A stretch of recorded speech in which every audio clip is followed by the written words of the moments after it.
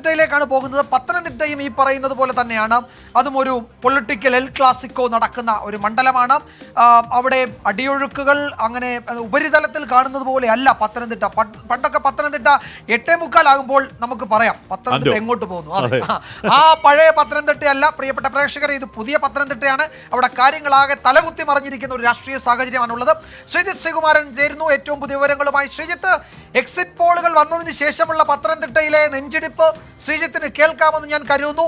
എന്താണ് അതിന്റെ സൂചന? അതിന്റെ താളം എങ്ങനെയാണ്? അത് ആരുടെ ആശങ്കയാണ്, ആരുടെ സന്തോഷമാണ് പങ്കുവയ്ക്കുന്നത് അവിടെ?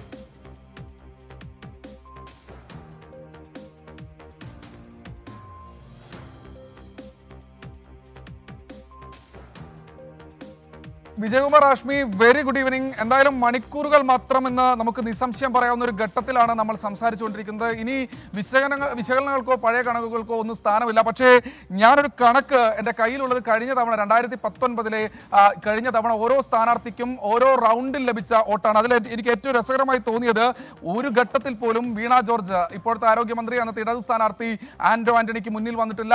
അവരും കെ സുരേന്ദ്രനും 2, 3 സ്ഥാനത്ത് തന്നെ തുടരുന്ന ഒരു കാഴ്ചയായിരുന്നു ഉണ്ടായിരുന്നത്. അതിൽ ഏറ്റവും എടുത്തു പറയേണ്ടത് ആദ്യ റൗണ്ട് പിന്നിട്ടപ്പോൾ, ഞാൻ ആ കണക്ക് നോക്കുകയായിരുന്നു, ആദ്യ റൗണ്ട് പിന്നിട്ടപ്പോൾ 4883, അത് രണ്ടാം റൗണ്ടിൽ 9000 അടുത്തേക്ക് വോട്ടിലേക്ക് വർദ്ധിപ്പിക്കുന്നു. അത് അവസാനം എത്തുമ്പോഴാണ് ഏതാണ്ട് 42,000 വരുന്ന വോട്ടുകളുടെ ഭൂരിപക്ഷത്തിൽ ആന്റണി വിജയിച്ചു കയറുന്നത്. അതായത് ശബരിമല ഫാക്ടർ ഉണ്ടായിരുന്നു, ആ സമയത്ത് രാഹുൽ ഗാന്ധി തരംഗം ഉണ്ടായിരുന്നു.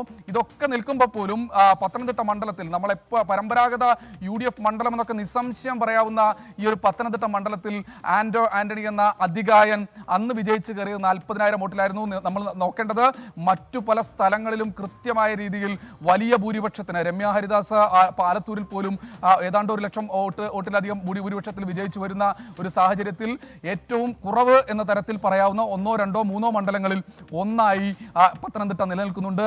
അതിൽ നിന്ന് കാര്യങ്ങൾ കുറച്ചുകൂടി മാറിയിരിക്കുന്നു എന്ന് നിസ്സംശയം പറയാം. എന്തായാലും ആന്റണി വലിയ വിജയപ്രതീക്ഷയിൽ തന്നെയാണ്. ഈ തെരഞ്ഞെടുപ്പ് കഴിഞ്ഞതിന് ശേഷവും ആ ഒരു വിജയപ്രതീക്ഷ അവർക്കുണ്ടായിരുന്നു.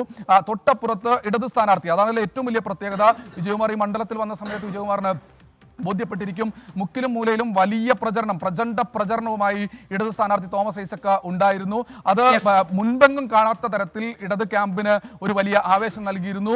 അത് കൂടാതെയാണ് മൂന്നാമത്തെ സ്ഥാനാർത്ഥി, എല്ലാവരും എഴുതിത്തള്ളിയ ഒരു സ്ഥാനാർത്ഥി എന്ന് ആദ്യഘട്ടത്തിൽ വിലയിരുത്തിയിരുന്നു. പക്ഷേ പ്രധാനമന്ത്രി നരേന്ദ്രമോദി തന്നെ നേരിട്ടെത്തി ആദ്യ റാലിയിൽ പങ്കെടുത്ത് ഇതെന്റെ സ്ഥാനാർത്ഥിയാണ്, വോട്ട് ചെയ്യേണ്ടത് എനിക്കാണ് എന്ന് പോലും തോന്നിക്കാവുന്ന രീതിയിൽ പറഞ്ഞു വെച്ചുപോയ അനിൽ കെ ആന്റണി കൂടി മത്സരിക്കുന്ന സമയത്ത് ക്രിസ്ത്യൻ സഭകളുടെ വോട്ട് എവിടേക്ക് പോയി എന്നത് തന്നെയാണ് ഏറ്റവും ഒടുവിൽ.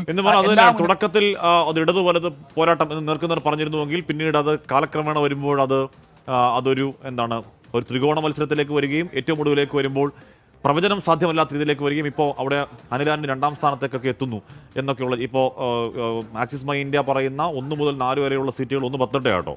അതല്ലാതെ ഇവിടെ നടത്തിയ സർവേയിൽ ചിലതിൽ അനിലാൻ 2ാം സ്ഥാനത്തേക്ക് എത്തുന്നു എന്നൊക്കെ ചില കണക്കുകളൊക്കെ ഉണ്ട്. അതൊക്കെ ക്യൂറിയസ് കണക്കുകളാണ്, സർപ്രൈസിംഗ് കണക്കുകളാണ്. നാളെയാണ് ആ കണക്കിന്റെ ആധികാരികത, വസ്തുത, യാഥാർത്ഥ്യം അറിയാൻ. വിധി ദിനത്തിൽ 24 മാജിക് ജൂൺ 4 ചൊവ്വാഴ്ച രാവിലെ 5 മണി മുതൽ 24-ൽ.